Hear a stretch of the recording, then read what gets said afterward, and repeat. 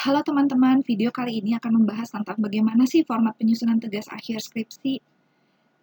Pada kesempatan kali ini, saya mau bagi tips nih ke teman-teman semua mengenai format menyusun tugas akhir untuk memudahkan teman-teman memiliki gambaran dalam penyusunan skripsi dari bab 1 sampai dengan bab 5. Tapi disclaimer aja ya teman-teman, kalau misalnya format yang saya berikan ini tidak 100% sama, tetapi masih bisa berbeda tergantung dengan lingkungan pendidikan teman-teman berada dan juga dosen pembimbing dari masing-masing teman-teman. Namun dari format yang saya berikan ini, semoga teman-teman bisa memperoleh gambaran penyusunan bab 1 sampai dengan 5 itu apa aja sih unsur yang ada di dalamnya. Walaupun mungkin pada akhirnya ketika teman-teman bimbingan, itu masih ada revisi baik penambahan maupun pengurangan dari format yang saya berikan.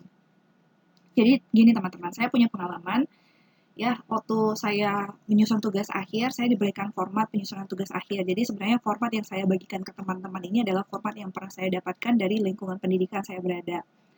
Tapi dari format yang saya dapat ketika saya dibimbing oleh dua dosen ya teman-teman. Jadi dulu saya dapat dua dosen, ada dosen pembimbing dan ada dosen penguji. Dari masing-masing dosen ini memiliki format yang berbeda lagi teman-teman. Jadi pasti ada revisi gitu teman-teman. Walaupun format yang saya dapat ini adalah format yang diberikan dari lingkungan pendidikan saya berada.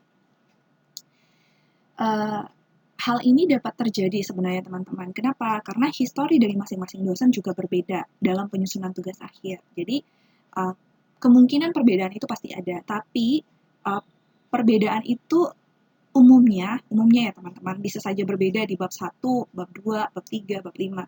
Tapi umumnya itu ada di bab 4 teman-teman, di bagian analisis dan pembahasan. Kalau di bab 1 kan kita tahu ya, ada pendahuluan. Di dalam pendahuluan itu ada apa aja? Ada latar belakang, ada maksud, ada tujuan, itu nggak akan berubah gitu teman-teman. Walaupun memang berubah, tapi mungkin perubahannya itu sedikit. Gitu teman-teman. Oke, sebelum kita masuk pada model apa saja yang akan saya jelaskan pada jenis penelitian kali ini, kita harus tahu dulu jenis penelitian itu ada apa saja. Jadi sebenarnya jenis penelitian itu ada dua ya teman-teman, yaitu jenis penelitian kuantitatif dan juga jenis penelitian kualitatif.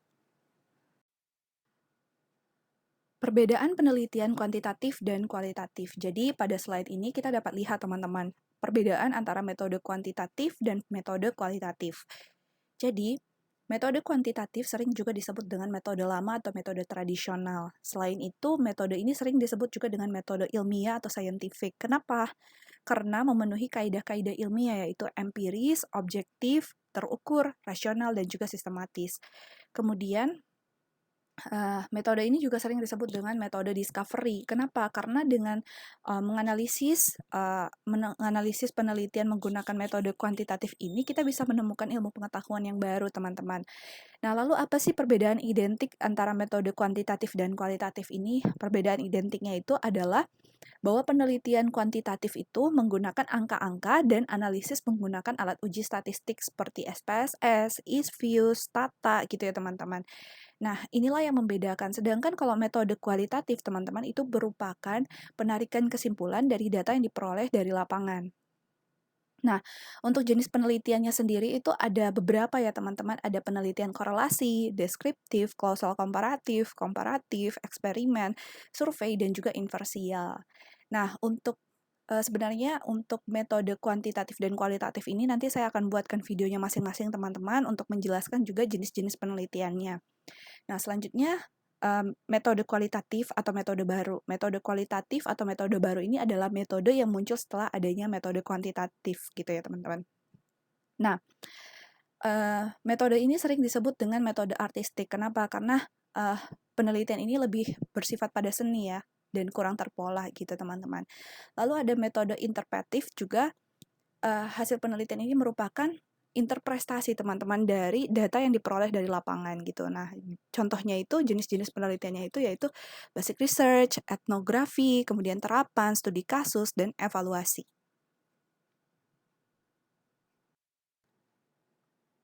Selanjutnya, model pembahasan dalam penelitian ini yang akan saya bahas nantinya. Yang pertama adalah model A. Model A yaitu penelitian kuantitatif menggunakan data sekunder dan analisis regresi. Yang kedua, model B yaitu jenis penelitian kuantitatif menggunakan data primer atau kuesioner dan analisis regresi. Kemudian model yang ketiga yaitu model C, Jenis penelitian kuantitatif menggunakan data sekunder maupun kuesioner atau primer dan analisis statistik non-parametrik. Kemudian model yang terakhir yaitu model D, yaitu jenis penelitian kualitatif berdasarkan studi kasus.